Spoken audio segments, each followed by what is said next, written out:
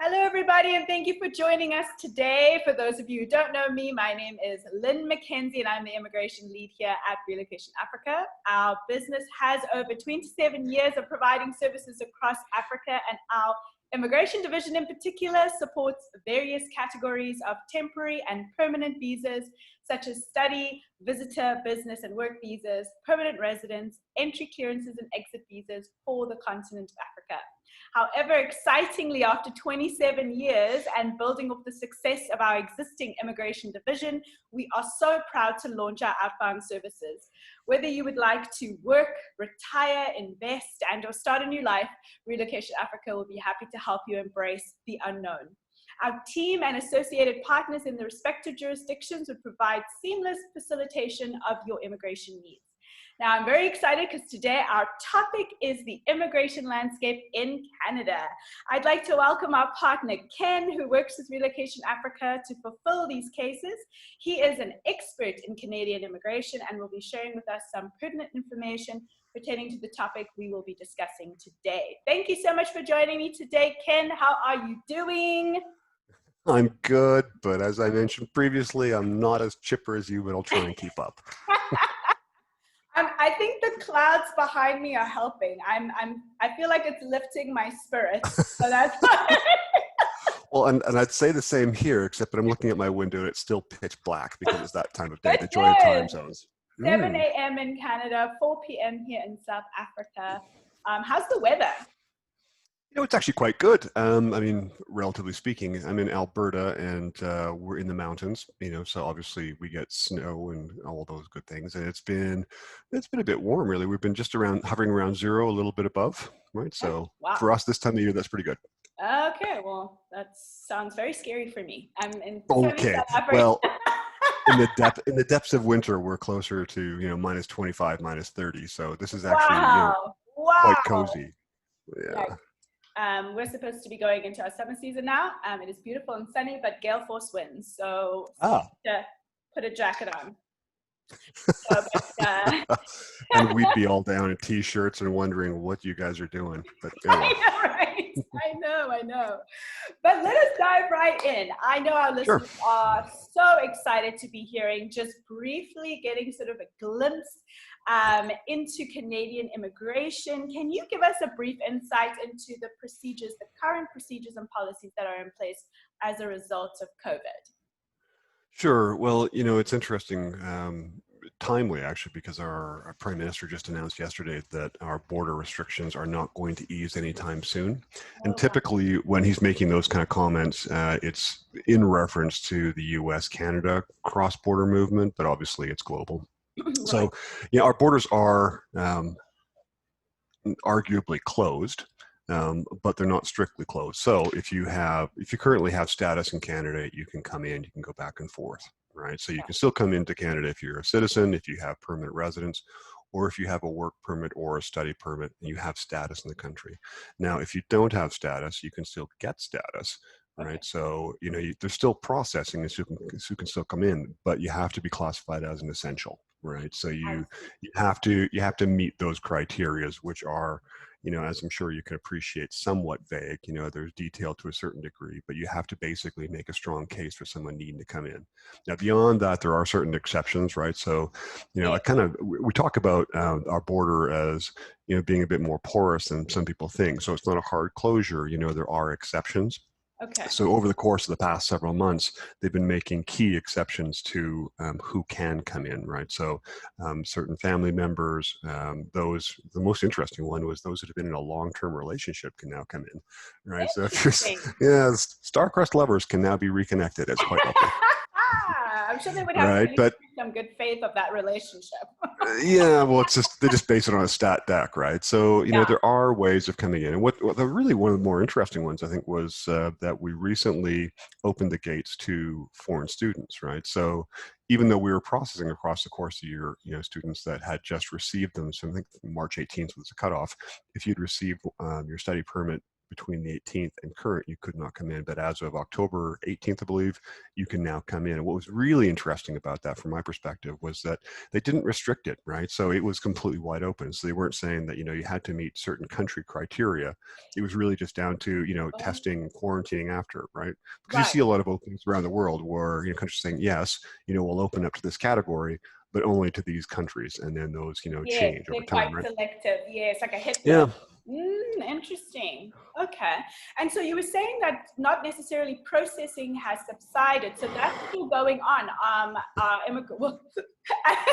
With that reaction, oh yeah. Well, So it's not, processing hasn't stopped. It hasn't stopped, but it's certainly slowed. So you can, I mean, just like, I'm sure it's the same in most jurisdictions, right? And I don't pay as close attention to, you know, everyone's regions, but, you know, certainly, you know, processing times have done this, right? So, you know, when we first went into initial lockdowns here in the spring, you know, most government agencies shut down to a certain degree. So a lot of the offices closed down, a lot of the staff work from home. So, you know, they really had a reduced capacity to process. Yes. And there was all kinds of wrinkles globally, obviously, but, you know, they were still processing for the most part. It was just that everything is taking quite a bit longer. So even though our government is very good about posting processing times on, you know, their website, you know, the fact that they're saying it's 22 weeks doesn't necessarily guarantee much. It just means that, you know, they're estimating 22 weeks. So if your process, you could come through even faster, but, you know, more often than not, it's kind of in that range. But we've seen a continual slide to the right for timing. Right? So predictability is a bit on the weak side. Yes, I can only imagine, but that really is kind of across the board. It's always just, I think so, right?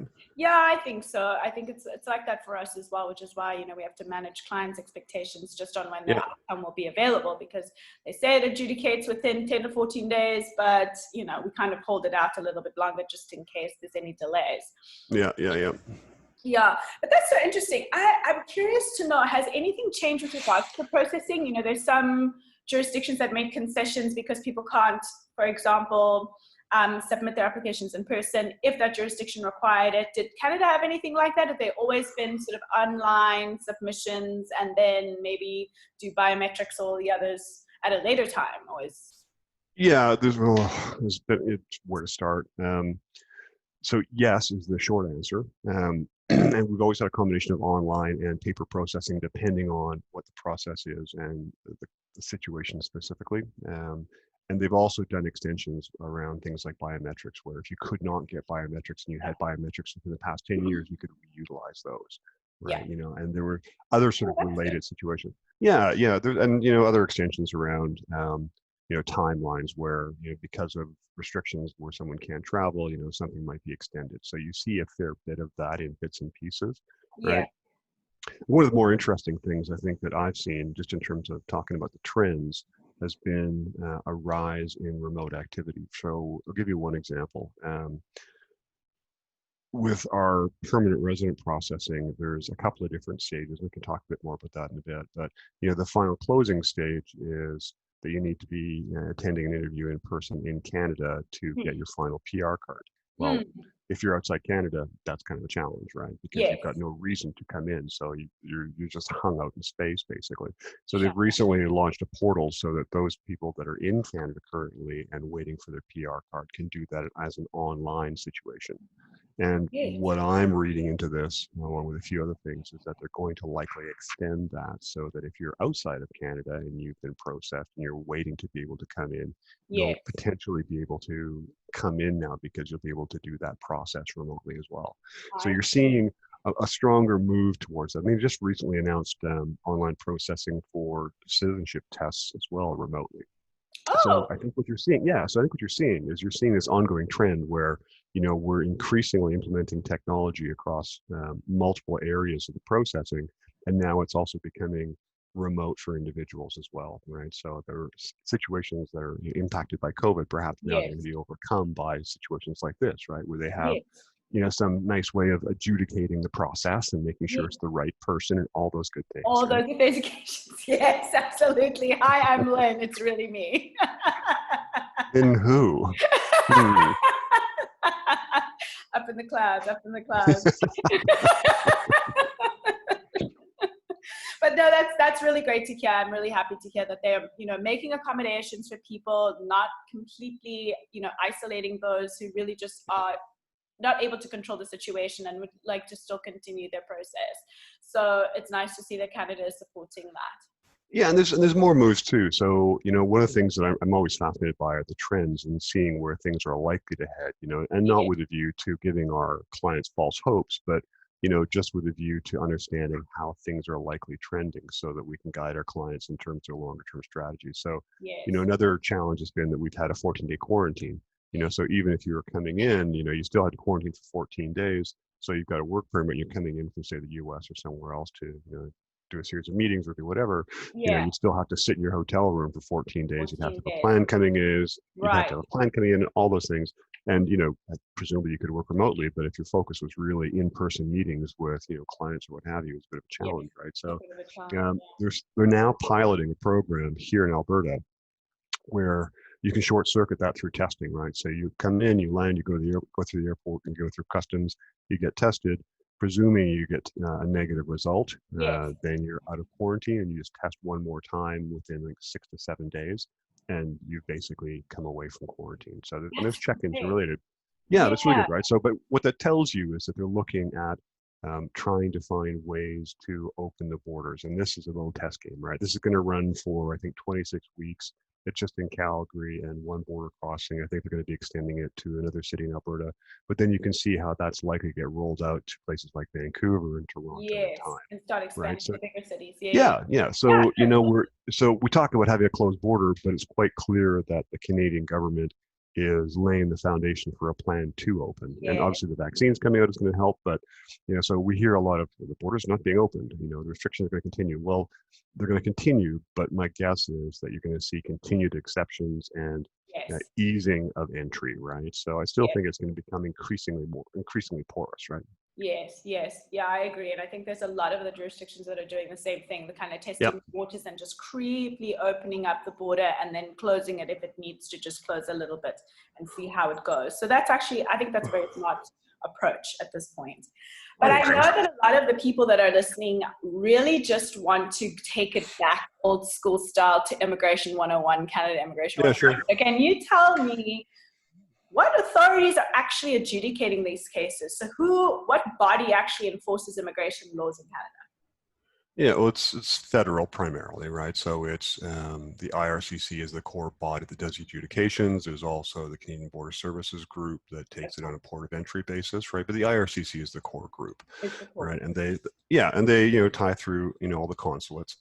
But they're the fundamental group that does the processing. So when I say it's federal, but with a caveat, there's also provincial programs, and increasingly you're going to see municipal programs. So when I say that, it means that there's an overarching federal program, and the feds are saying to the provinces, listen, we appreciate that you have certain economic goals and local needs in terms of hiring requirements, so we're going to help you by giving you the ability to create your own selection criteria, right? So what this does then is it's really cool. So we call them provincial nominee programs, right? So you have this overarching system called express entry, which has got 3 core categories to be able to come in for permanent residence. But then you've also got this series of provincial nominee categories, and they're all very specific to each province, right? So Alberta will have one, British Columbia will have, several rather.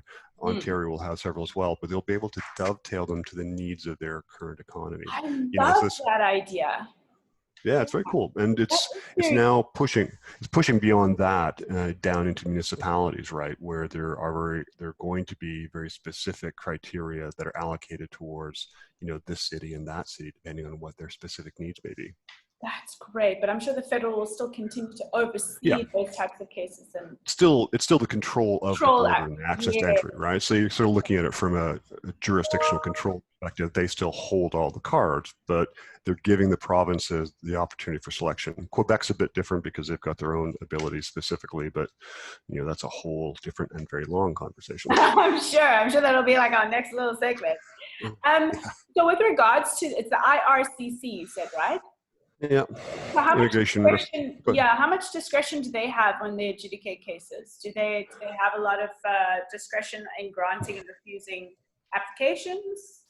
Yeah, and that's a bit of a loaded question, right? So the officers have, discretion, but it's also still within the confines of the act, right? Yeah. So we have our Immigration Protection Act, and you have to be working within the context of that. So, officer can look at a case and go, well, I'm sorry, I'm not going to approve this because it doesn't meet these criteria in my estimation, Yes. right? And there's opportunities to challenge all that, but there is still that significant discretion. So a lot of what we're doing when we're doing applications is, much like everywhere else, we're meeting all the criteria, but then we're building out the business case or the case Yes. for the individual, right? So, Right.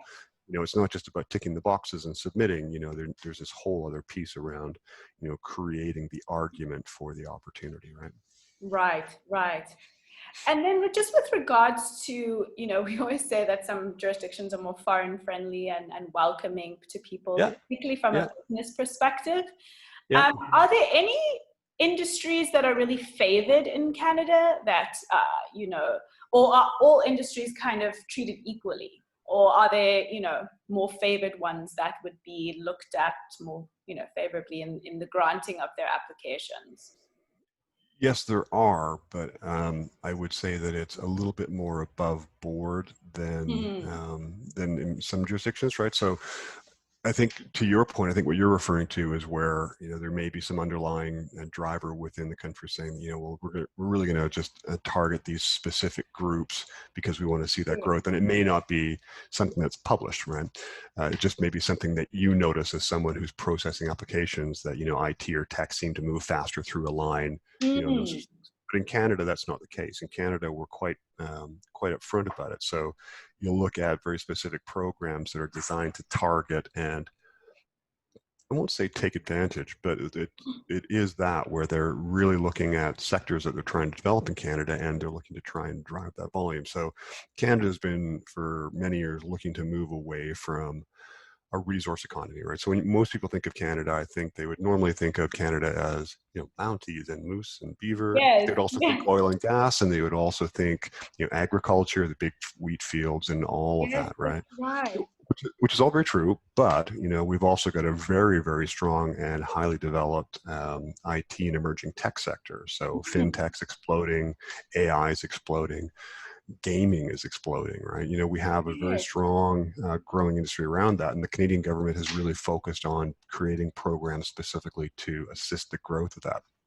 As an Yes. example, there's one stream called Global Skill Strategy and Global Talent Stream, and it's specifically aimed at increasing or to rather decreasing the processing time to bring people in. So if you've got a company in Canada and you're focused, say, on AI, and you're struggling to try and find personnel to grow that business, you can Yes. get processing taking place within a 2-week period that would normally take a good several months, because they fit into these specific criteria. And there, we break all the positions down by national occupation codes, and you just identify, okay, well, they fit within, one of these 17 different roles. Now they're eligible for this processing, and they'll get 2-week processing in like 80% of the time. So, we are quite forefront about some of those programs. Same with, programs relating to healthcare, caregivers, and similar. So if you go through Yes.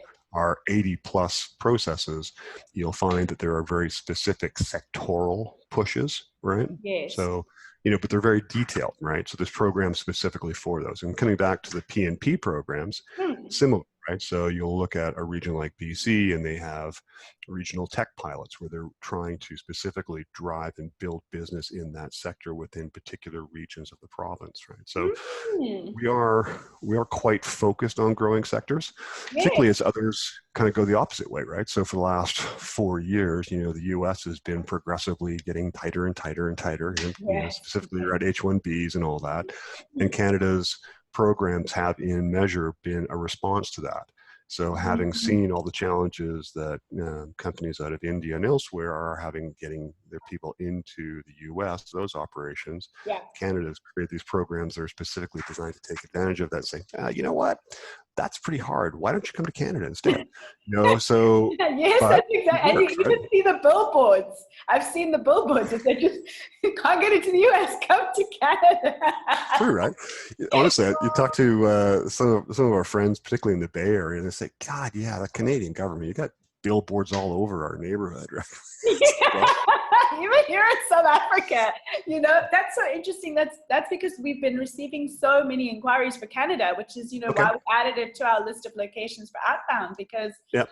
we've been people are just, that's exactly you know, maybe not necessarily always not being able to get into the US, but I think also just how welcoming Canada is, how foreign friendly it is, and Yep. not necessarily the easiest process, but I No. think that people want to give it a go because it's just such a great location. There's just so many benefits there for foreigners and so on to really thrive. And people are hungry for that in a lot of these places, particularly some South African local nationals. So they're very interested to hear, and I'd love to hear from you, Ken, about just the various types of maybe visitor and short-term work visas that are available. I know that you guys have just numerous amounts of visas that are available, but maybe give us a little overview on, say someone wants to come for a visit, maybe a business meeting, a training, something short-term, what's available for them?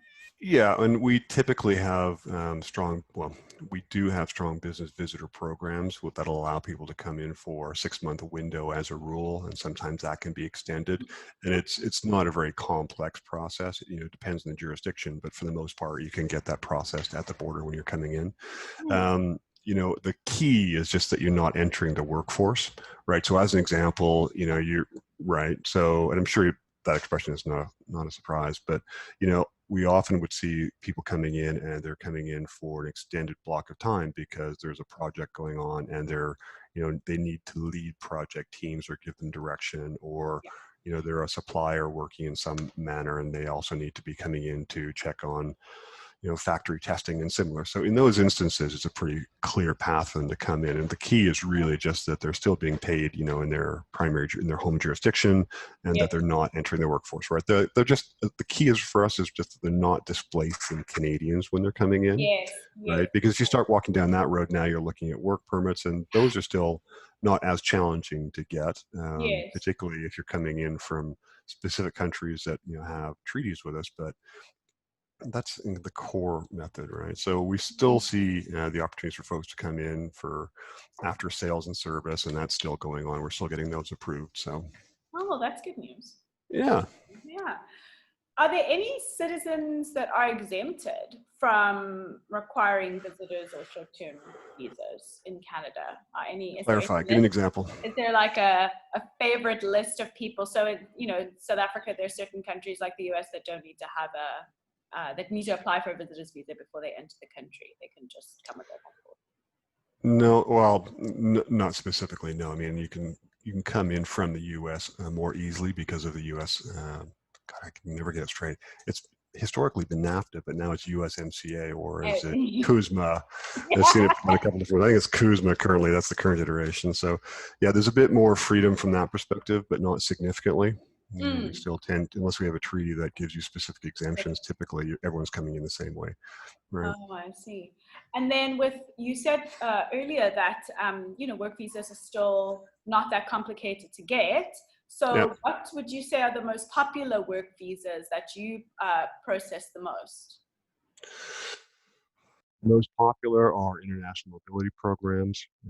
And again, those are for individuals that are typically specialized knowledge or special training or executives in a company, right? So a lot of what we see are intercompany transfers. You know, that's a great opportunity for coming in, right? So we see a ton of that.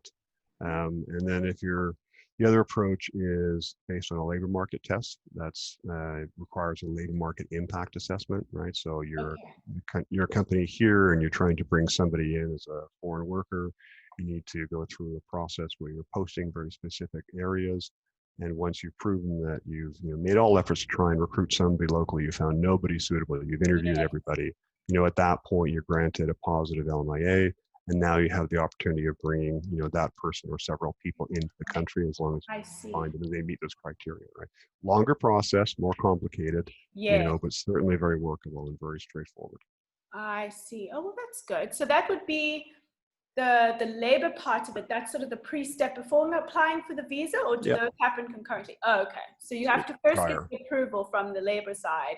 and then Yeah. be able to apply for. Yeah, because you're basically saying the government, we've done everything we can to try and find a Find local someone. Canadian to fill that, and there was just nobody available because Nobody we're looking for that specific unicorn with the gold horn and the purple tip, and that's Yeah. not available in Canada, right? So Yes. here's who we have found, and we'd like to bring this person in. Excellent, off you go. Okay. Is that sort of would you consider that a prior approval? Are there any sort of other prior approvals that are needed before someone can apply for a particular work permit? Well, you still have to be admissible, right? Yes, So that's the that's first the key. criteria. Yes. Yes, of course, of course, of course, of course. Yeah, so that's interesting. Yeah. What would you say, just to move it for the future, because we've taken the route now on what's happening with as a response to COVID, what just the brief insight into what's available on the surface for those who want to go to Canada. What would you recommend to companies now who are restructuring? They're looking at 2021. Yep. They want to plan now how they're going to be moving people and establishing businesses. What would you recommend to them? Some tips on how to plan for 2021. Long lead times for a start. Yeah. I would be looking at the situation, and if you're thinking about opening in Canada as your key, I would just ensure that you're giving yourself a good solid window, like 6 to 9 months, So if you're thinking about coming in or setting up sometime in the spring or summer and the fall, you should be working on it now, right? Yeah. So talking to somebody like our group, and just getting a clear understanding of what you need to do to be properly set up, make sure you get all those pieces in place first, and then figure out what your longer term strategy is, right? Because if you're setting up in Canada and you're building up, you can't be just bringing in personnel from around the world and filling the country from that. You still need to be hiring Canadians, right? So you need to be building up a very long structure. So we always suggest to companies that if you're looking at coming to the country, you start with the lens of immigration as a first port of call, because so much of how you may approach your expansion to Canada will depend on the state of our borders and what processes are available to you.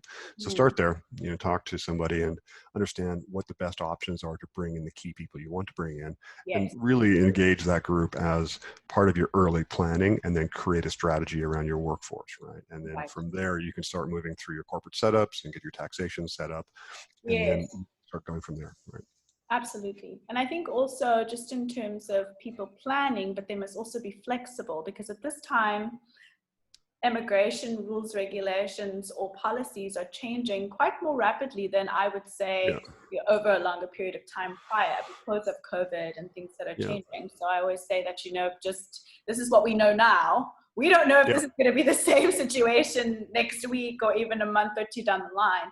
But obviously you can give them the best advice that you can with the experience you have, and also in conjunction with keeping abreast on all the immigration updates from your Prime Minister and all your governmental authorities. So that's actually quite helpful. Is there anything else that you would want to tell the listeners as we wrap up in the parameters of this topic? Anything else that you want to share with us? Yeah, I'll just go back to your last point. So, you talked about how things are changing. Well, I would agree. It's interesting because we're actually going, like most right now, we're going through a second wave, and it's quite a significant one. But even though we're going through a second wave that is, frankly, a lot more severe than our first wave, we're not seeing a further tightening at our borders or a negative change in our processing. We're kind of seeing the opposite, right? So I think the thing to understand from that is that, we've learned from the last 7 months how we should and can be moving, right? And I think the country has come to grips with the fact that this is not going away very quickly. But we still need to find ways of getting more and more people in. So if you look at the immigration numbers that we were targeting for this past year versus, what's been projected for the next 3 years, starting next year, it's a notable increase over what was targeted for this year and not achieved. So the government is really focused on driving up that volume. And we talked earlier, right? But we talked earlier about how you're starting to see the groundwork being laid to be able to facilitate that entry in a lot of different ways. So Yeah. even if we're in a situation as we are now where things are fairly negative from a COVID perspective, Yeah. the reality is there's an increasing number of ways of coming in, and that's being built out, right? So we're still building out towards more entry. So, I take your point around the flexibility and things moving, but we're not really doing that. Canada's been very, very measured about how we've been advancing through COVID. So it's not been that we've been shifting gears a lot. If anything, we've just been locked down and then slowly opening, slowly opening, slowly opening, and continuing to do so. So I don't think it's going to be anything other than that. I think you're going to see continued opening.